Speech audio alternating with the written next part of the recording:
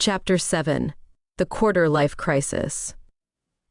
For most of my life, at least until the age of 25, I had been following the standard success formula of going to a good school, pursuing a good degree, getting a good job, and being happy with whatever you get. I thought I would be all set, but I was more upset. Few things that were bothering me were: 1. Work-life craziness. I don't call it work-life balance anymore. I saw my brother getting laid off during the 2008 recession. He had just graduated from a top engineering college, but was laid off within 2 weeks of starting work. It wasn't his fault, but it taught me the importance of the need to build something in a recession-proof space. Furthermore, I have seen families where the parents and children all are apart for most of the day, 9 a.m. to 6 p.m., 5 days a week. The parents go to work, and the kids go to daycare. The kids eventually love spending more time in daycare compared to being at home because they get more attention and love there. My father used to run his own small business so that he would have more flexibility compared to a regular job.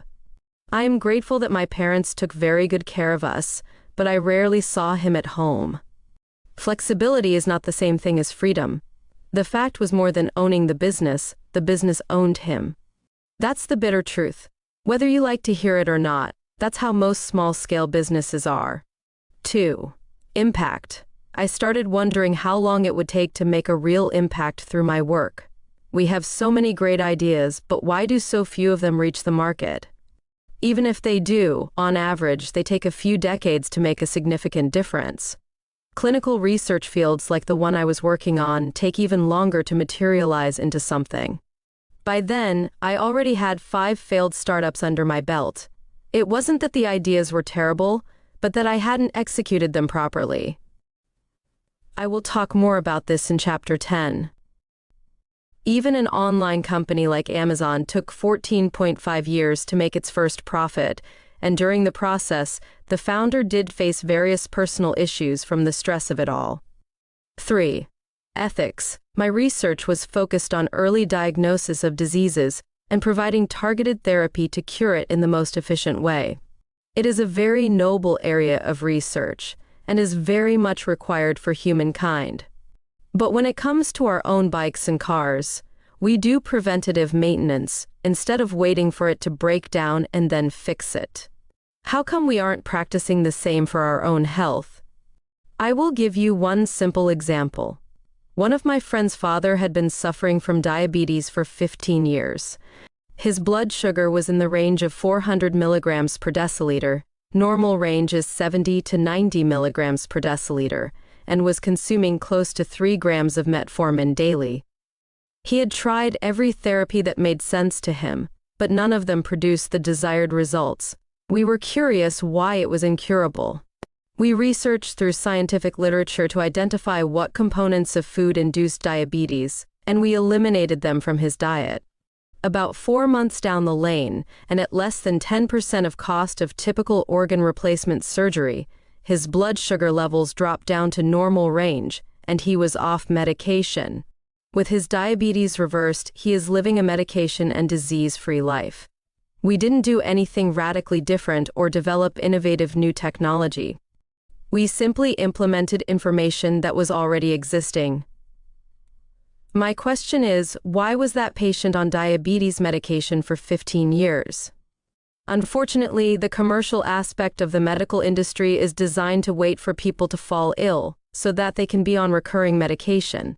Further, the processed food industry funds medical research. Almost half of the U.S. population is pre-diabetic, and 3/4 is overweight. India is called the diabetes capital of the world.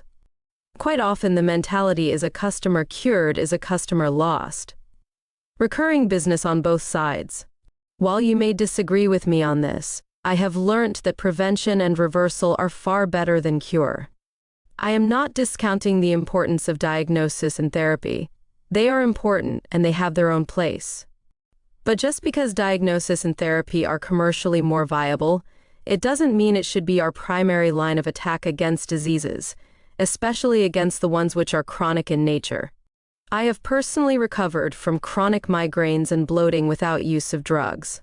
Our team and several other health professionals across the globe have helped many people reverse diseases like diabetes, PCOS, thyroid, fertility issues, and heart diseases, to name a few, in a matter of a few months without the use of drugs.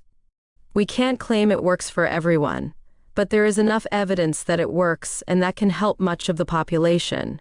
Ultimately, people who want to pursue it do pursue it, especially if they don't get any reasonable solution from conventional medical approaches. The goal of a good business should be to use the business to build people, instead of using the people to build business and profits. People should always come before profits for a sustainable outcome. Although this sounds good, ask yourself, how many such examples do you know of?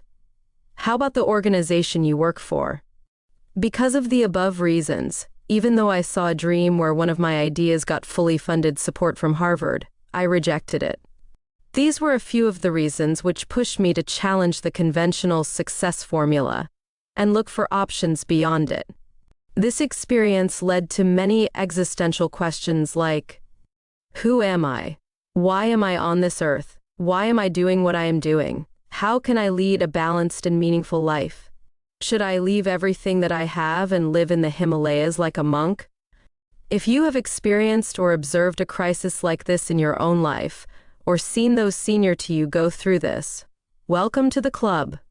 Congrats on developing independent thinking and overcoming the usual tendency to go with the flow. If you have been looking for answers to any of these questions, let me share with you about how I found them for myself. Hopefully, by the end of this book, you are equipped to find your way on this journey as well. Chapter Summary. Our financial security doesn't come from academic education, it comes from financial education and its implementation.